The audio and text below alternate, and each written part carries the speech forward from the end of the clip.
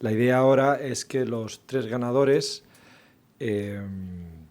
pues hagan una pequeña exposición, cada uno de ellos, 5 o 10 minutos, de la manera que ellos consideren, si han preparado una presentación con la presentación, si ir directamente con el póster, pero bueno, que nos cuenten brevemente el trabajo que han realizado y posteriormente a eso, pues igual que hemos hecho con el resto del congreso, pues habrá un turno de preguntas, tanto por parte del resto de los alumnos como del resto de participantes, y luego posteriormente terminaremos con un debate entre todos ellos, donde, bueno, la verdad que yo tampoco he preparado ningún tema, pero esperemos que salga así entre vosotros, nosotros y ellos, pues que salga algo y el debate sea bueno y sea fructífero, ¿vale?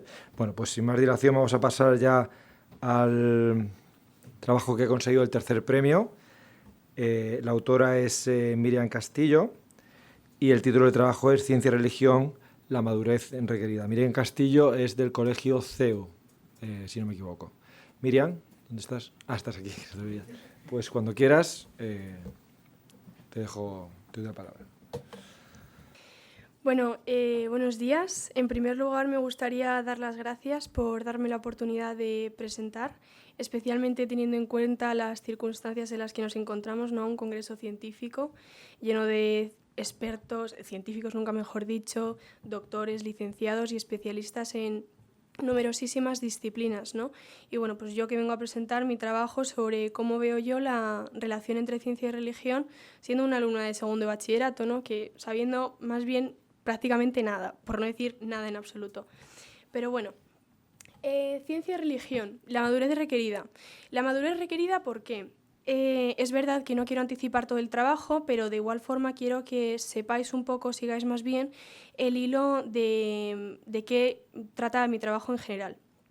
Aunque podéis ya tener más o menos una idea por el subtítulo, trata más bien, una de las ideas principales de la redacción es el tiempo. El tiempo entendido como lo que conlleva asociado a sí mismo la edad y todo lo que con ella permite que las dudas se disipen conforme va pasando el tiempo y conforme vamos cumpliendo años. Es decir, el tiempo y la edad permiten disipar dudas o interrogantes que ni siquiera habíamos planteado en un primer momento, pero que al final teníamos. Bueno, pues esto el tiempo al final lo resuelve todo. Creo. Bueno, las fases del proceso. He puesto 3 fases principales, las dudas, confusión y resolución. Voy a ir explicando una a una, aunque tengo que decir que es probable que estas no sean ni 3 fases en realidad, ni sean estos los títulos. Pero también es verdad que es un tema un poco abstracto y que darle un número adecuado y un nombre adecuado también a cada fase es un poco complicado, pero bueno, he intentado hacer lo mejor posible. La primera, las dudas. Bueno, aquí está la duda principal y la que envuelve a todo el contexto de mi redacción. ¿Qué fue primero, la teoría de la evolución o Adán y Eva? ¿Cómo surge esta pregunta? Pues es una anécdota que tuvo lugar hace mucho tiempo, pero que yo recuerdo con perfecta claridad. Y es que una tarde del colegio, yo con 8 años, salía después de clase de Ciencias de la Naturaleza y de Religión, y en el mismo día me habían expuesto las 2 teorías, una tras otra.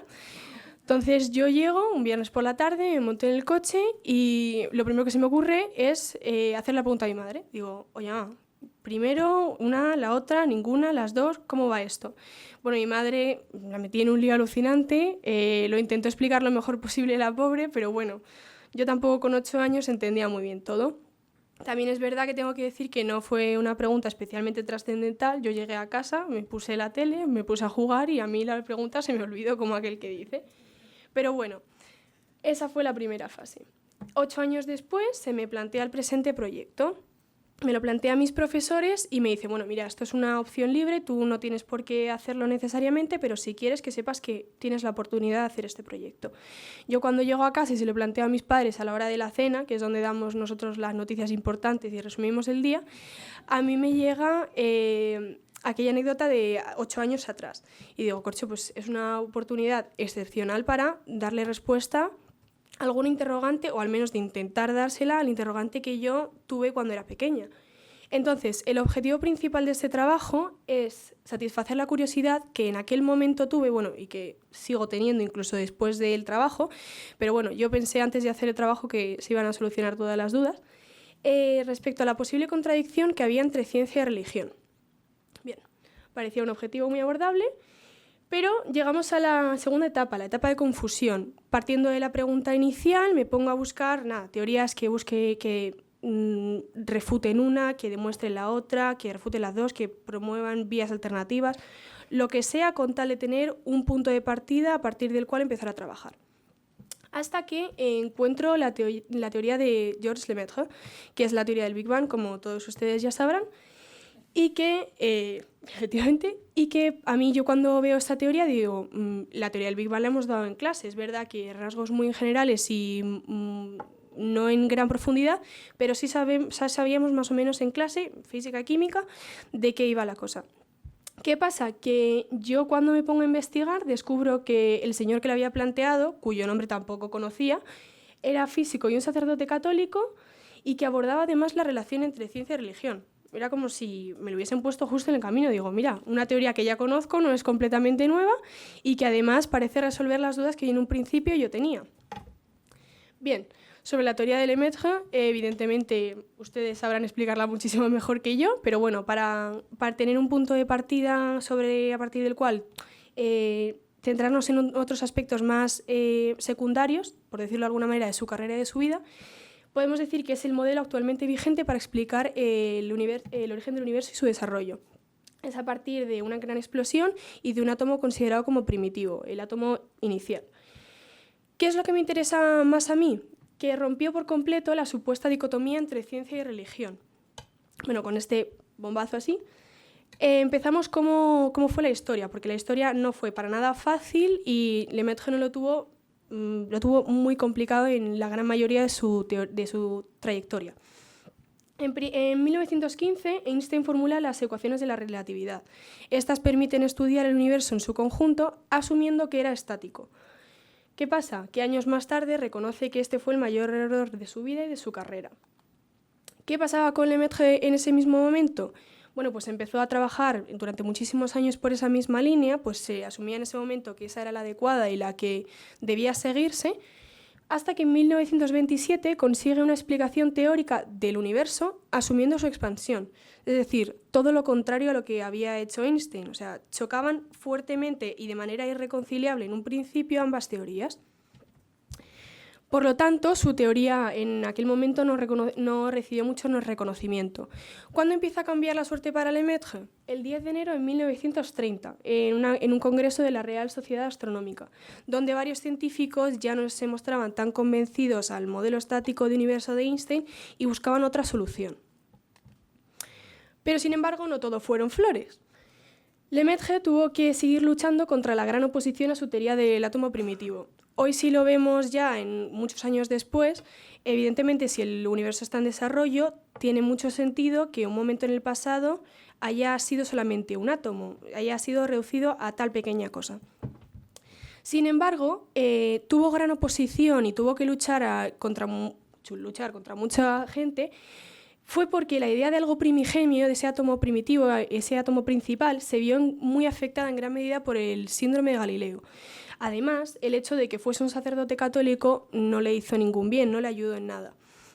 El síndrome de Galileo, para aclarar un poco y seguir bien con la línea argumental de este trabajo, es el miedo que tenían los científicos de aquel momento, bueno, yo me atrevería a decir incluso que hoy en día, porque la religión entrase en contacto con la fe, quitándole parte de su objetividad, por no decir toda.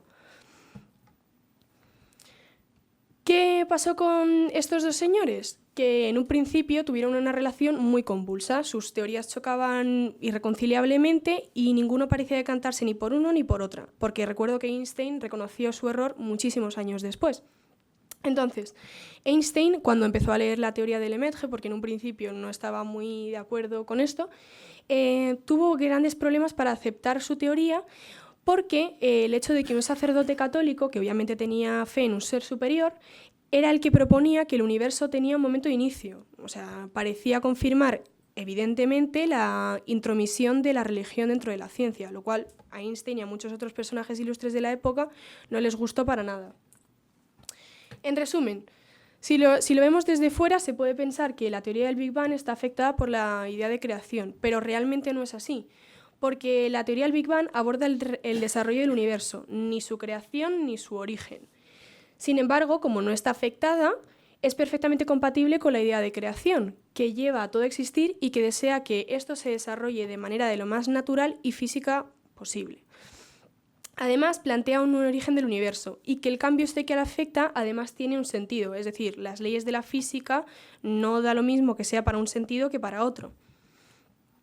¿Por qué Lemaitre fue incomprendido? Se le malentendió mucho en el sentido de que se asumió que él iba a entrometer religión para ciencia, entre ciencia, lo cual pues, en ningún momento quiso hacer. Él consideró que ciencia y religión eran dos caminos que convergían y que los dos caminos conducían a la verdad, por eso siguió a ambos. Y de hecho en su vida, ni como sacerdote ni como católico, encontró algo que le llevase la contraria. En cuanto a la fe de Lemaitre, el científico cristiano considera que va hacia adelante libremente, eso sí, con una cierta ventaja sobre su colega no creyente.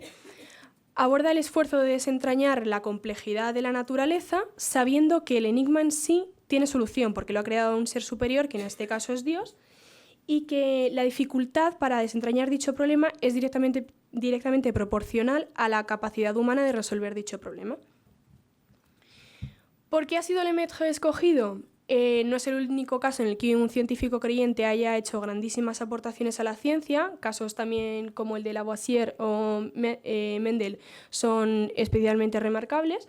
Pero también es verdad que para mí el caso de Lemaitre es especialmente significativo porque sucede en un momento en el que parece que la ciencia parece tomar completamente el relevo a la religión. Es decir, parece que es una idea que desecha la otra y que son caminos que son irreconciliables y que van a ser siempre opuestos. ¿Ha sido Lemaitre el único que ha luchado contra esta avalancha de negativismo, por decirlo así? No, Darwin también sufrió muchos ataques por aquellos que consideraron que la teoría de la evolución era un modo de explicar el mundo sin recurrir a la existencia de Dios. Sin embargo, en otras ponencias de los días pasados ya se habló de que esto no era cierto, que realmente la Iglesia nunca ha condenado de manera oficial la teoría de la evolución de Darwin. Con lo que sí es incompatible es con una visión reduccionista, que aspira a explicar la existencia humana de la misma manera que se pretende explicar el desarrollo de la materia. Entonces, las conclusiones de mi trabajo dieron lugar a una final y última etapa en la que yo me di cuenta de que quizás no se trataba de un debate a dos, sino de un debate a cuatro. Quizás no estaba solamente ciencia y religión, sino que quizás estaban también ciencia, filosofía, religión y técnica, con la pieza fundamental de la madurez.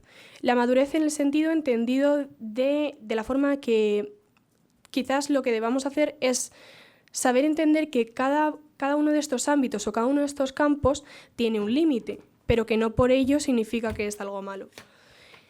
Que uniendo todos ellos es posible aspirar a la verdad, ya que se trata de un conocimiento interdisciplinar. Muchas gracias. ¿Es la cuestión de Dios producida por el cerebro o a través del cerebro tengo acceso a Dios? Buenos días, mi nombre es Claudia Iniesta Tejero y como alumna del Colegio Nuestra Señora del Recuerdo de Jesuitas vengo a dar respuesta a esta pregunta. Bueno, en la actualidad, como hemos estado tratando durante todo este congreso, hay mucho debate en torno a si la ciencia y la religión son compatibles, independientes o incluso incompatibles. Nuestra conclusión ha sido que, lógicamente, no son y son compatibles. Por lo tanto, para tratar este tema de trabajo, pensé en conseguir un ámbito que uniese como ambas áreas, la ciencia y la religión. Y llegué a la conclusión de que la neurociencia era lo que estaba buscando y que justo une ambos temas a la perfección. Entonces, voy a estructurar un poco mi presentación como en 4 puntos o cuatro estudios, para así llamarlo. En primer lugar, el de Mario Beauregard y las monjas carmelitas. Bueno, anteriormente se ha enseñado ya una foto de la actividad cerebral en otra presentación de las monjas carmelitas cuando se les hizo el scan de la actividad neuronal. Entonces, bueno, por explicar un poco el experimento, el científico cogió a unas monjas carmelitas sin ningún tipo de enfermedad y les pidió que recordasen una experiencia en la cual se hubiesen sentido como unidas a Dios. No les pidió ni que tuviesen un momento de oración ni nada, porque es como muy difícil predecir eso. Entonces, simplemente se les pidió que recordasen un momento así. Se realizó un scan y se vio que su actividad neuronal pues, no era la que solía predominar en otras experiencias o en otros procesos, sino que era completamente distinta. Específicamente la Attention Association Area es una zona en la cual reside la atención y se vio un aumento de actividad neuronal y en cambio se vio una disminución en la Orientation Association Area, que es justo la de orientación y como la del tiempo y todo lo demás. Entonces, pues como al revés de lo que se suele experimentar, pues el cerebro se fue a otras áreas, por así decirlo. En segundo lugar, voy a hablar un poco sobre las vertientes. No sé si vale. Que es este cuadrito. Así de manera general se pueden distinguir dos vertientes. En primer lugar, una reduccionista, que es la que afirma Persinger, y en segundo lugar, una positiva, que es más o menos en la que se centra mi presentación. Entonces, la visión reduccionista lo que dice es que las creencias y las experiencias religiosas son productos meramente del cerebro, o sea, que son actividades cerebrales y que pues, se pueden inducir. Y sobre esto voy a hablar un poco más después, que es el experimento del casco de Dios que realizó Persinger. Y en cambio, la vertiente positiva es la que defiende Newberg, que dice que la experiencia religiosa es válida porque intenta explicar los fundamentos neuropsicológicos implicados. Esta es un poco más compleja porque, a pesar de no afirmar la existencia de Dios, lo que dice es que el cerebro simplemente lo percibe.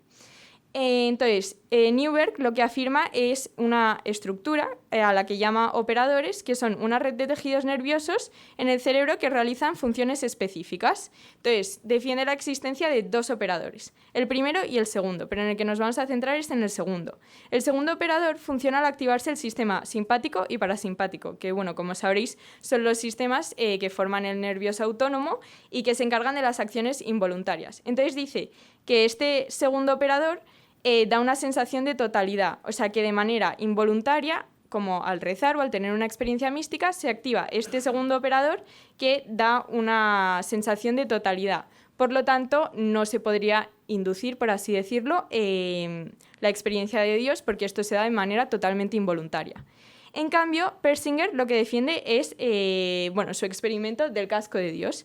Entonces, para este experimento cogió a una serie de personas, no necesariamente creyentes o no creyentes, y les reunió en una sala y como que se activaron ciertas zonas del cerebro, que serían el lóbulo parietal, temporal y occipital, que son los que normalmente se relacionan con las experiencias religiosas. Entonces, mediante un casco, pues como que indució la actividad cerebral en estas zonas y, tras la estimulación de estas zonas, se vio que mucha gente afirmaba que había oído voces, había sentido como una sensación de compañía y diversas cosas. Por lo tanto, es bastante lógico que Persinger, después de realizar este experimento, dijese que la actividad religiosa es algo que se puede inducir y que es producción del cerebro. Pero claro, lo que no estaba teniendo en cuenta es que esta es la actividad cerebral y no tiene nada que ver con la experiencia de Dios y que ningún paciente realmente afirmó que hubiese sentido a Dios, sino que afirmaron relaciones que se suelen tener en cuenta cuando se reza, pero no tenía nada que ver del todo. En tercer lugar, voy a hablar sobre el neuroesencialismo, que son, por así decirlo, los errores de la neurociencia. Sí,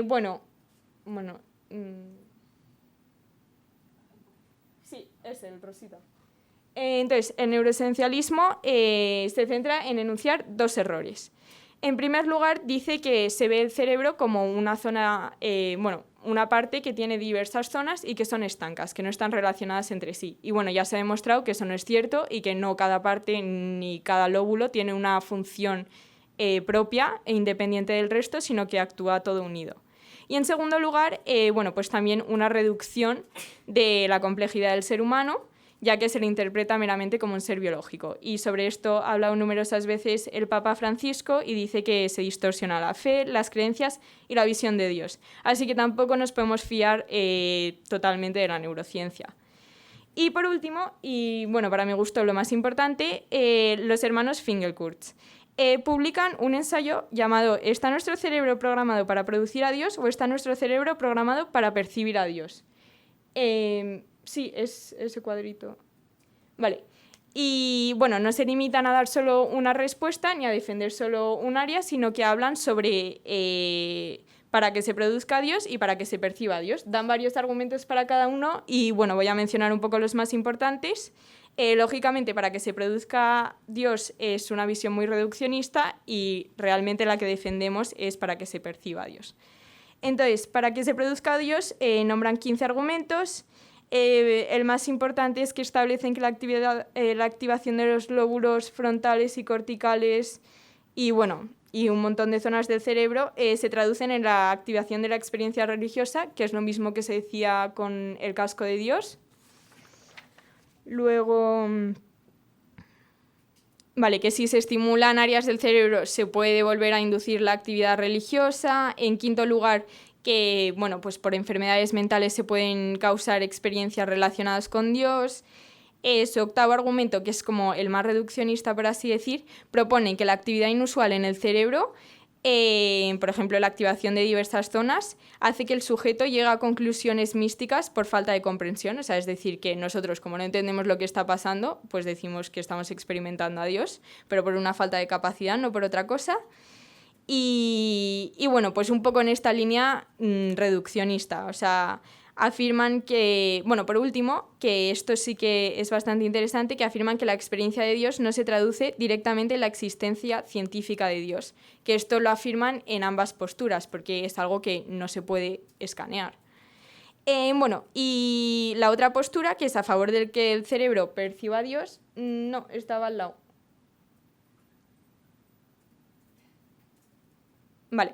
Tienen 8 argumentos, son bastante más breves, entonces, explica un poco qué visión tienen ellos, pero su primer argumento, por ejemplo, sería que hay una motivación para que el cerebro pueda percibir a Dios y que, pues hay muchas causas que pueden ser responsables de este fenómeno, pues evolutivas, la búsqueda de trascendencia o la dualidad del cerebro creyente. También dicen que no hay evidencia de que una región cerebral específica sea responsable de la actividad religiosa.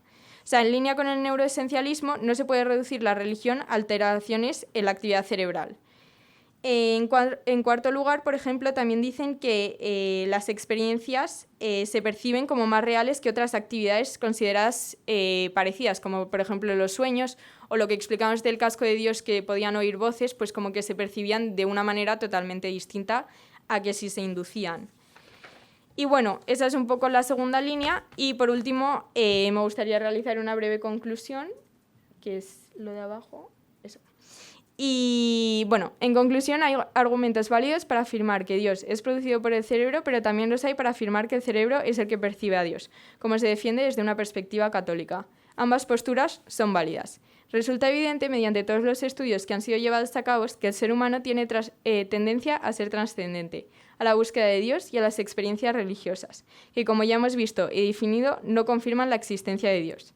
Esas experiencias sí que se pueden evidenciar mediante la neurociencia, el aumento de la actividad neuronal, las áreas del cerebro activadas. Por ello, la ciencia y la religión están íntimamente relacionadas. He puesto 2 citas de premios Nobel de la Física. La ciencia sin la religión es coja y la religión sin ciencia está ciega, y yo creo en Dios gracias a la ciencia, no a pesar de la ciencia. Y ya para terminar, un poco mi opinión al haber investigado todo esto y al haber tenido como todos estos experimentos en cuenta. En mi opinión, la religión y la ciencia van de la mano. Además, creo que es muy importante destacar que en numerosos ámbitos una depende de la otra. Por ejemplo, en la neuroteología. Me he centrado en presentar tantos estudios porque me parece fundamental para poder formarse una visión sobre el tema ser conscientes de los avances científicos. Esto nos ha confirmado que podemos sentir y percibir algo divino, pero no podemos saber con certeza si lo que se percibe es Dios. Todavía quedan muchos estudios por realizar, pero claramente todos estos avances han supuesto una gran innovación en la neuroteología.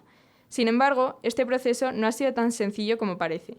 A lo largo de la historia, cada paso que daba la ciencia ha tenido que ser explicado por la religión, lo cual ha provocado bastantes conflictos y tensiones. En la actualidad ya se ha generalizado una visión que permite que coexistan la ciencia y la religión, pero se presenta un nuevo problema. Cada avance científico descubre nuevas posibilidades que no habían sido planteadas, a las cuales la religión tiene que dar respuesta. Sin duda, hay mucho trabajo por hacer y no va a ser un camino corto. Este camino va a suponer la unión de lo que se puede llamar una vía mística y una vía física, y va a determinar lo que se podría llamar, su unión, el camino de Dios. A pesar de que sea difícil, creo que podremos realizar grandes avances en ambos campos, pero se nos plantea una nueva cuestión. ¿Dios va a permitir que se le perciba con fines científicos o solo es accesible a otro tipo de fines? En el futuro lo sabremos. El camino de la fe y los avances de la neurociencia siempre estarán entrelazados y se retroalimentarán mutuamente. Imagino que nunca llegaremos a una conclusión definitiva. Se avanzará en las distintas materias, pero cada respuesta abrirá nuevas incógnitas. Bueno, muchas gracias y espero que lean el ensayo si quieren. Y también he hecho una ampliación, que no sé si se podría compartir, pero que tiene muchísimos más estudios y está mucho más completo.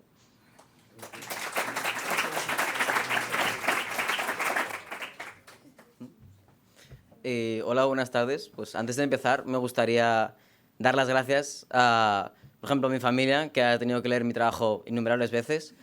Sí. Después a mi profesor, que me ayudó, más o menos a elegir el tema, porque yo estaba debatiendo entre varios y me dijo, pues a mí, en mi opinión, me parece más interesante. Después mi madre, que es periodista, me ayudó con las fuentes para que no salga esa pregunta ya.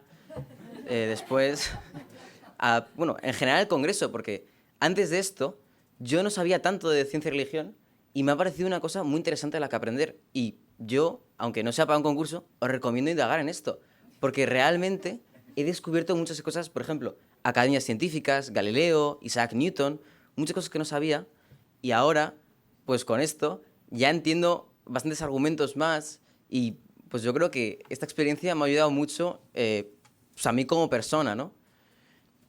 Y ahora ya, metiéndome ya en el trabajo, me gustaría presentar este tema, que es mirando los inicios de la ciencia moderna. Primero de todo, me gustaría aclarar, la ciencia moderna es algo confuso y debatible cuándo empezó realmente. Por eso, en general, se pone el libro de Newton como la primera obra de la ciencia moderna. Se estableció también el método científico, que es un método bastante bueno para comprarse algo real, ¿no? Porque si tienes un experimento que está hecho, pero no está bien comprobado, pues otro experimento se puede usar en ese experimento y como esté mal, los dos están mal. Y eso ya sería algo malo. El problema que tiene este método es que a lo mejor con estudios de cosas que no son palpables, por ejemplo, si fuese la felicidad, la esperanza, la fe, es más complicado asegurarse que sean de verdad, porque cada persona lo puede sentir de una manera diferente. Por eso, yo creo que es la mayor razón por la que en la sociedad tenemos este debate entre ciencia y religión, entre la fe y la ciencia, ¿no? Algo que parece que la fe es algo sin base materialista, ¿no? Con algo material, pues no parece cohesionar con la ciencia. Por esto, traigo de vuelta a la ciencia a sus inicios y vemos cómo hay católicos y personas creyentes que intentan argumentar cómo se puede unir la ciencia y la fe. Son diferentes maneras de argumentaciones, pero que realmente cada uno puede tener su propia teoría, ¿no? Yo, de hecho, he desarrollado la mía, pero no está incluida aquí porque ya es más propia y no quiero liaros. Bueno, primero de todo, voy a empezar por orden cronológico, es las academias científicas. Es un muy buen argumento porque las academias científicas empezaron a lo que viene siendo la comunidad científica de una manera más fuerte, más unida. Estas empezaron con Marin Mersenne, que fue un matemático y pastor de una iglesia en Francia, el cual actuaba como una academia científica por sí mismo. Él conocía a muchos científicos y a veces los científicos lo usaban a él para comunicarse entre ellos. De hecho, él a veces unía a varios científicos, colaboraban, hacían experimentos juntos, comprobaban, todo eso.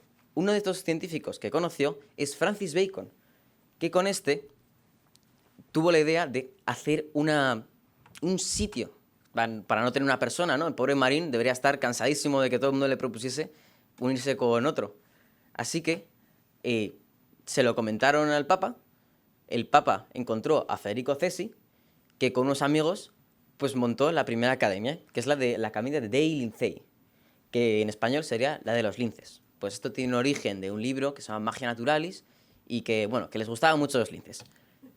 Y con la aportación del Papa, que básicamente les financió, ¿no?, hicieron esta academia. Esta academia fue la primera en todo el mundo. No fue la primera nacional, porque esa es después la de Royal Academy, que es la que está en Inglaterra. Pero en esta hubieron grandes genios, como fue Galileo Galilei, que estuvo de esa época. Después estuvo Einstein, Pasteur, otros grandes científicos que pudieron ahí comprobar y hablar con otros. Esto ya fue una gran revolución, porque con esto facilitaba mucho más basarse en otros experimentos, porque se sabía 100% que estaban bien, por la comprobación y todo eso, y además hacía que todo el mundo de esa comunidad supiese ese experimento.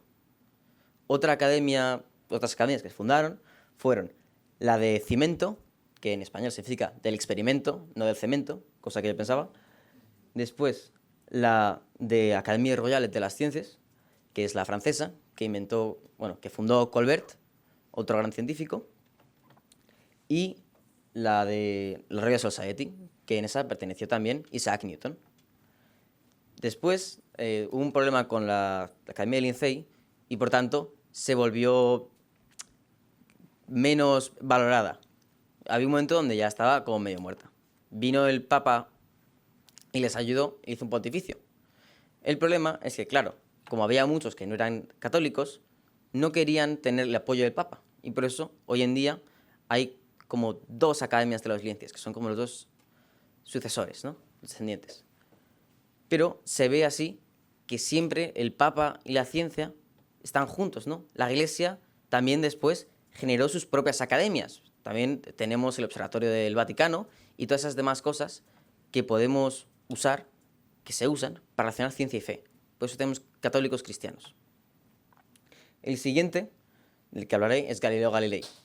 Si estuviese Jesús aquí, sería bastante diferente porque él sabe mucho de Galileo Galilei. Y yo también, haciendo este trabajo, aprendí mucho de él. Él no tenía tantos problemas con la Iglesia como se hace parecer hoy en día en la sociedad, ¿no? Se utiliza como un ejemplo de que la ciencia y la religión no deberían estar juntos.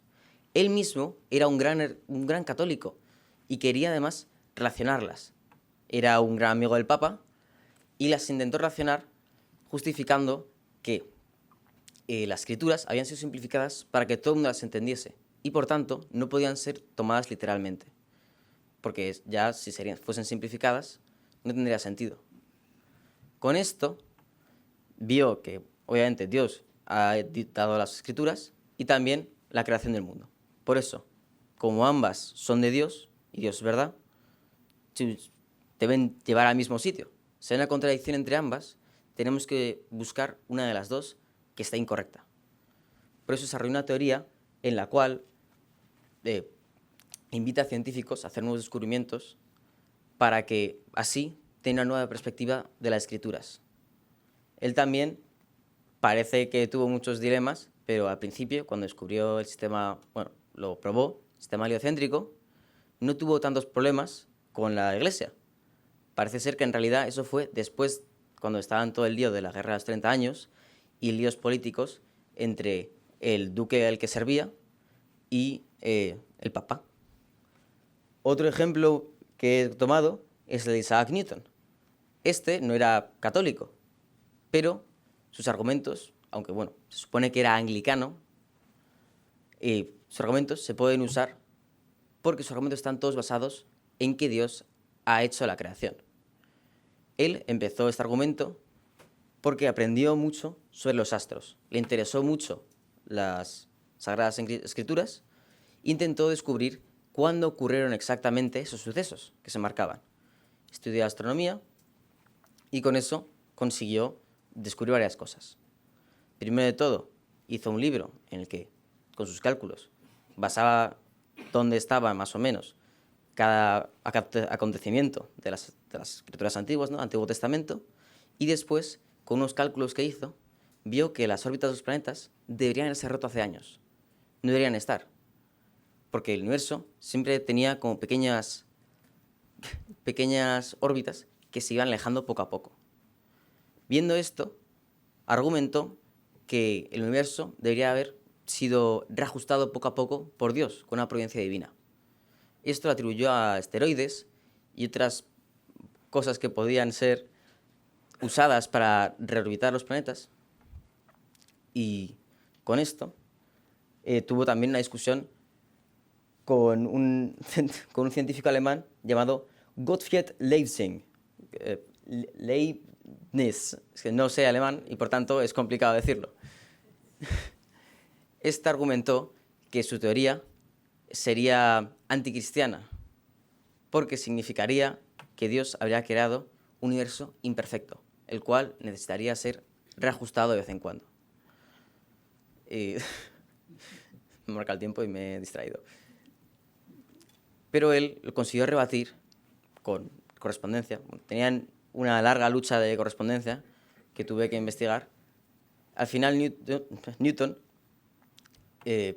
argumentó que si el universo fuese totalmente perfecto, como decía Descartes o Gottfried, no tendría necesidad de tener Dios. Si no estuviese Dios activo en él, no tendría necesidad de Dios, ¿no? Da igual si está Dios o si no está Dios. Por tanto, también usó su famosa frase, ¿no? Yo solo soy como un niño explorando en la orilla del mar sin saber la profundidad que hay en él. Con esto también se refería a muchas cosas, pero yo lo he interpretado que no entendía completamente la creación de Dios y por tanto no podía responder a todo. Que haya misterios que son misterios de Dios. Y en conclusión, para que no me quede sin tiempo, me gustaría decir que sí, hay una relación muy fuerte entre la ciencia y la fe y no es actual, cosa que hay mucha gente que he visto que argumenta, ¿no? Que es algo actual y que no es algo del inicio. Usando estos argumentos se puede ver claramente que esto no es algo de hoy en día, es algo que siempre ha estado y siempre los católicos hemos estado defendiendo. Después, como cosa personal, también descubrí el porcentaje de premios Nobel, que no era como en otra lectura, donde decían que era el 80% éramos creyentes, ¿no? Los premios Nobel. Al final descubrí que era 40-50% de los científicos que recibieron premio Nobel entre el 1901 y 2001 habían sido cristianos. Sí. Con esto se puede ver que de hoy en día y en el pasado, la ciencia y la religión siempre han estado juntas.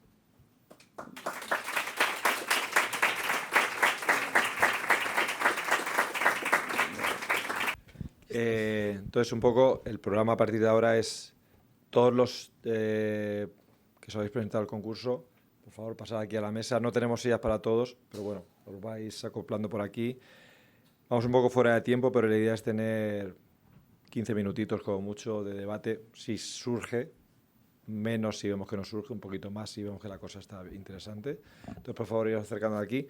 Luego, ya sería la sesión, la charla de conclusiones del Congreso, que voy a contar 10 minutos, nada más, para terminar más o menos sobre las 2. Entonces, digamos, el Congreso termina oficialmente a las 2, lo que habría a partir de las 3 es solamente la asamblea de la sociedad, en la cual solamente pueden estar los socios, ¿vale? Pero bueno, digamos que ese es un poco debate, mi charla de conclusiones y despedida, comida y... No estás escondido, ponte aquí. Lo siento. Bueno, sentaros y los que, total, van a ser... Sí. Bueno, está Pablo... Quitamos, para que no parezca ahí marcianos, podemos quitar el póster. Sí, para que quepan todos, que si no... Ahí.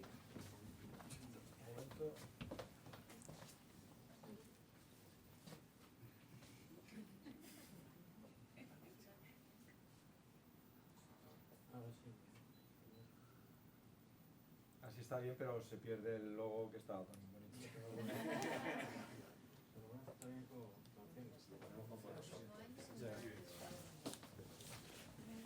Bueno, pues sentaros los que estéis más cansados y los que seáis capaces de aguantar 10 minutos de pie, 15 minutos. Bueno, Algunos podéis sentar, ¿eh? O si no, me siento yo. Se sientan al centro y nosotros todos nos veamos. Muy bien, vale, fenomenal. Pues no pienso perder más tiempo diciendo que os sentéis. Si no os queréis sentar, no os sentéis. Entonces, la cosa es... Parece una rueda de reconocimiento de estas que salen con los cartelitos. La cosa es, primer intento, que habléis entre vosotros. Que os preguntéis. Es decir, ¿por qué has hecho este trabajo? ¿Por qué no? Pues esto me ha parecido interesante, pues esto no me ha parecido interesante, pues yo no estoy de acuerdo con esto. A ver si sale. Venga. Sobre todo aquellos que todavía no habéis hablado. ¿Alguna cosa de los que no habéis presentado? ¿Qué? Ponte, acércate a un micro y ábrelo, por favor. Dale al botón rojo, que se pone verde, y ya puedes hablar. Hice el trabajo porque me encanta la economía y me encantan los escolásticos y de la Escuela de Salamanca. Pues en un par de líneas brevemente cuál era el título de tu trabajo y... Sinceramente no lo recuerdo. ¿No recuerdas el título de tu trabajo? El título lo improvisamos. Sí. Entonces no... Empezamos mal, ¿eh?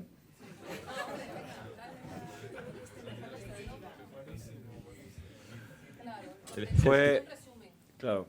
Un resumen, pues... ¿Fue en estado de éxtasis cuando escribiste y luego se te olvidó todo o cómo fue la cosa? No, solo es el título, que lo improvisamos porque no sabíamos qué poner.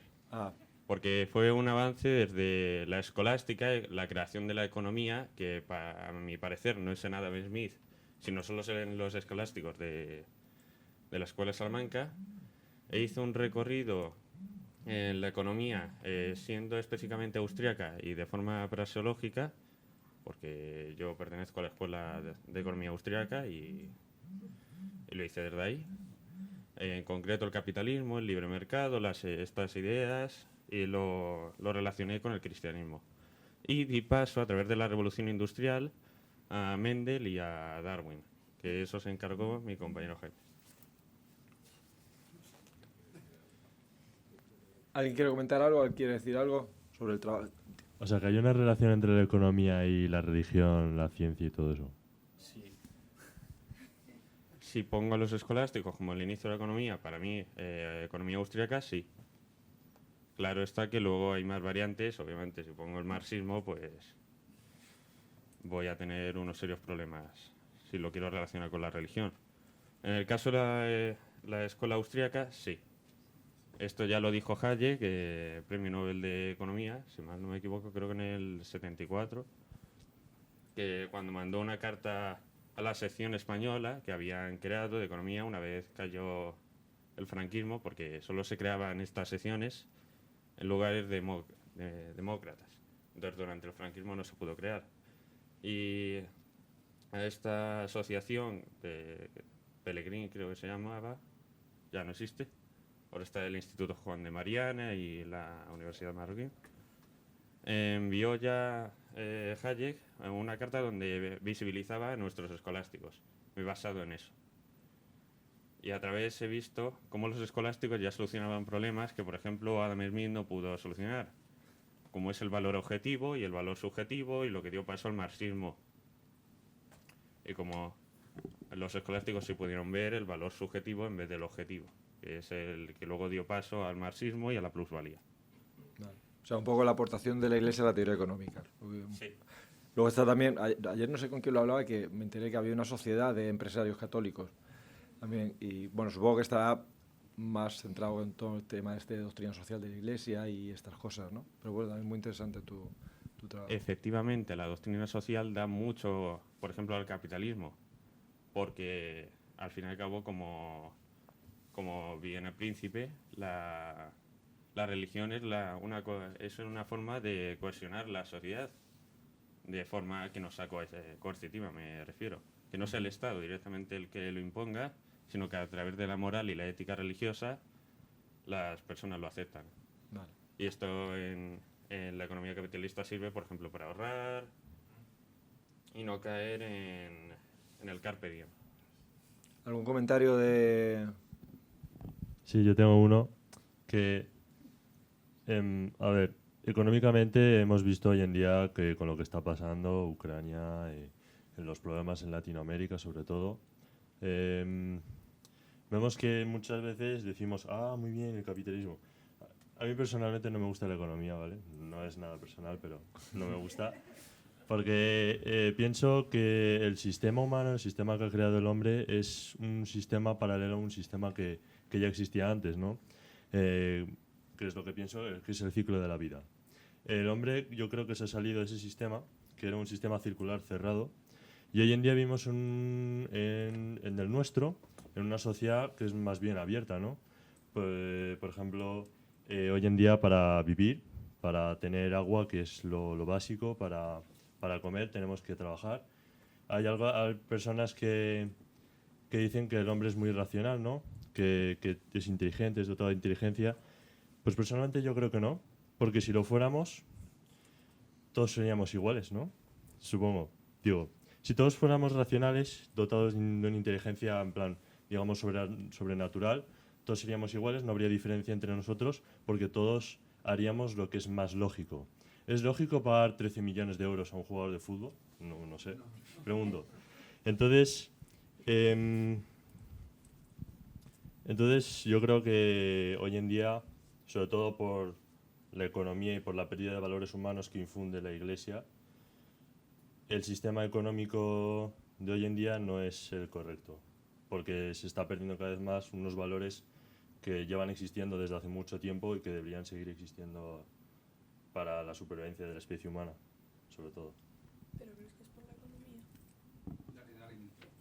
O sea, que has dicho como que se están perdiendo un poco los valores, pero ¿crees que, por ejemplo, eso está incentivado por el modelo económico que tenemos? O sea, yo personalmente creo que es porque los valores tradicionales o muchos de los valores que se tenían hace 50 años, perdón, no se tienen hoy en día.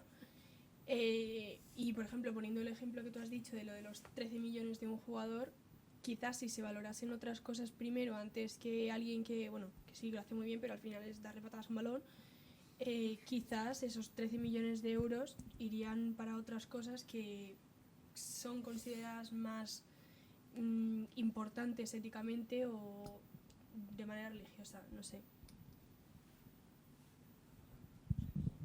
No entendí la pregunta. ¿Que si es por el modelo económico o es por los valores? Por dar el turno a todos.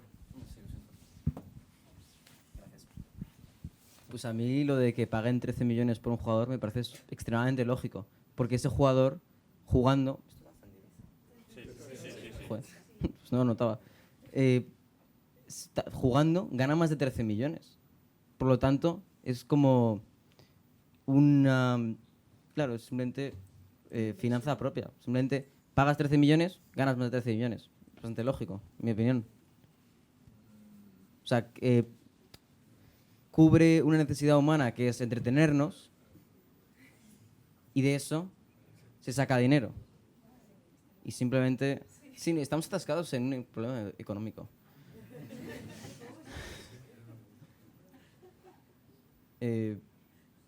¿Puedo cambiar el tema? O? Bueno, déjame por aportar mi granito de arena a esto de los 13 millones. No, solamente, si cuesta 13 millones, es bueno, y lo ficha el Murcia, es inmoral. Ahora, si lo ficha el Cartagena, es una inversión. Para que vengan los aliens. Efectivamente. Bueno, vamos a... Está bien el tema este de la economía, tal, del fútbol, pero vamos a intentar volvernos al tema del congreso, que es Ciencia y Fe. Entonces, ¿algo que comentar más en relacionado a lo que es Ciencia y Fe?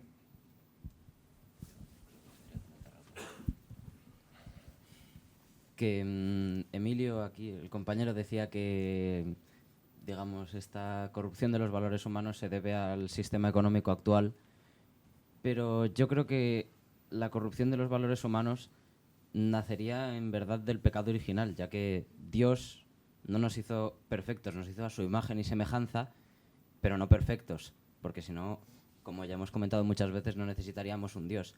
Entonces esa imperfección siempre hace que el ser humano, hasta el más puro, acabe tendiendo a caer en la tentación de hacer algo que está mal, o, por ejemplo, la obtención de poder, de siempre va a haber alguien que quiera estar por encima de alguien.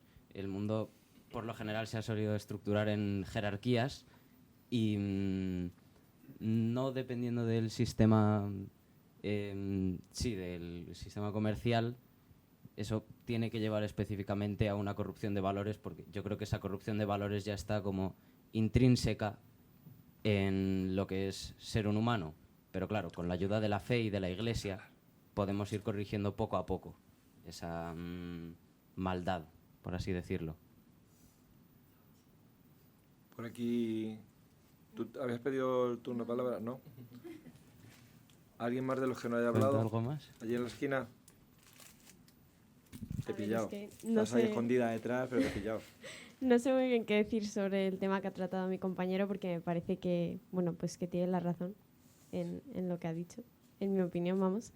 Y pues nada, por decir un poco lo que yo intenté hacer en mi ensayo, pues yo intenté dar una visión un poco más filosófica que quizás no es tan considerada como debería, o sea, porque es una ciencia, para mí es una de las ciencias más fundamentales, porque al final te planteas las cosas de una manera que nada te puede hacer verlo. Entonces, bueno, pues yo intenté en mi escrito darle esa visión y utilizar metáforas y bueno, pues eso. ¿De qué iba tu trabajo? Bueno, pues básicamente era más una reflexión utilizando argumentos sobre, a lo largo de la historia, cómo ha tenido la religión y la ciencia una unión. Pues no sé muy bien, pero como cronológicamente, además utilizando algunos ejemplos también como los que han expuesto mis compañeros de científicos que se conocen. Y pues eso. Nos quedan como 2 o 3 minutos. Si alguien del público quiere aportar algo. Yo, Ah, me está hablando todo el mundo, pues. sí. Te acabo de decir quiere hablar y me dices que no. ¿Y ahora, no, ¿es para dejarme mal o qué? De cambiar otro tema, ¿sabes? Ah, venga. Pues, no sé si se escucha, la verdad, porque desde aquí... Sí, sí. Vale, vale. Que, bueno, pues voy a hablar de mi trabajo, ya que, pues, como no lo he podido exponer, pues, hablo un poco por encima. Mi trabajo iba sobre el vacío, entonces he tratado el vacío desde los dos temas, de la ciencia y la fe. Entonces, desde la ciencia, pues, he hablado de qué es físicamente el vacío, luego he mencionado el Big Bang, que había antes del Big Bang, que está relacionado con el vacío, y luego también desde el punto así más religioso, de fe, pues he mencionado a San Juan de la Cruz y Santa Teresa de... San Juan de la Cruz y Santa Teresa de Jesús, que hablan de la noche oscura, y pues eso lo he tratado desde los dos puntos así un poco más desarrollado, y he llegado a la conclusión de que desde ninguno de los dos puntos es nada, la ausencia de nada, o sea, ni la ausencia del bien ni de la materia, que desde los dos puntos es otra cosa diferente, y que aparte de eso que es muy relativo al observador, que en física depende del observador, puede ser una cosa u otro, y dependiendo de la experiencia personal de cada persona, pues puede ser algo bueno, algo malo, o cada uno puede tener una experiencia diferente del vacío. Entonces, pues ese era mi trabajo. Yo tengo que decir que el tuyo yo no estuve en el jurado, Ya. pero me lo leí y el tuyo me gustó porque me resultó muy original. Primero el tema y luego el planteamiento. O sea, que me resultó original. Gracias. Un minutito por si alguien tiene un último apunte. Javier. Es una curiosidad y que responda quien quiera. Entre vuestros compañeros, ¿esto de ciencia y religión es algo relevante? ¿Vosotros sois bichos raros? ¿A nadie le importa esto? Compañeros del colegio. O amigos, sí. En colegio amigos. Decíais, estoy haciendo un trabajo de ciencia y fe. ¿Qué os decía? Claro. ¿Qué, Yo por qué lo he estás dicho en haciendo el esto en último verano? momento. Pues interés ninguno. Interés ninguno. Es verdad. ¿Qué hacéis haciendo esto cuando ya se han acabado las clases? Es que era justo el principio de vacaciones. Eso es una buena pregunta, ¿eh? Una buena pregunta. Muy buena pregunta. Sí. Yo, en el ensayo como tal, no me he basado tanto, no he usado tanto mis amigos y tal, pero para el póster sí que quería que fuese legible al menos, y sí que he hablado con muchos amigos, y justo en el colegio, pues hay más gente de la que parece. O sea, sí que tienes a gente que dice, bueno, ¿qué haces con tu vida? Has perdido julio entero haciendo un trabajo, pero después hay gente que realmente he descubierto y ahora tengo en común con él una conversación real sobre esto. ¿Qué opina?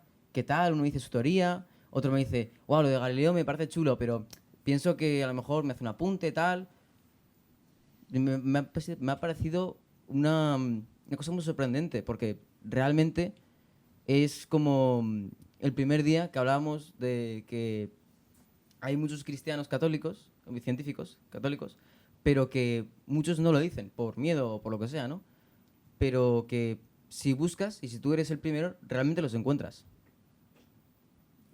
Sí, a mí me parece muy buena la pregunta y la respuesta, porque ahora lo que tenéis vosotros es el papel de, digamos, ese apostolado en vuestro ambiente, donde, como habéis dicho, el mayor porcentaje de gente ni siquiera entiende que estabais haciendo en julio estas cosas.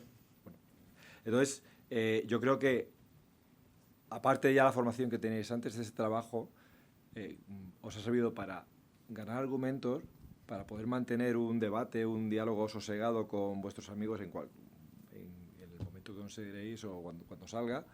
Y bueno, a partir de ahí, digamos, se puede no convencer, porque parece que es una palabra, o sea, San Juan Pablo II decía que la fe se propone, no se impone, ¿no? Es un poco eso, pero decir, mira, es que yo te cuento esto porque es bueno, y no es un sueño que tengo, sino que te lo puedo argumentar. Allá tú, si no lo quieres coger, pues peor tú te lo estás perdiendo, pero que sepas que yo te lo ofrezco y estos son mis argumentos, ¿no? Y tenéis esa capacidad ya de argumentar para poder, digo, no me gusta convencer a vuestros compañeros, a vuestro entorno, de que, pues esto, que ciencia y catolicismo van de la mano, no desde ahora, sino desde hace ya mucho tiempo.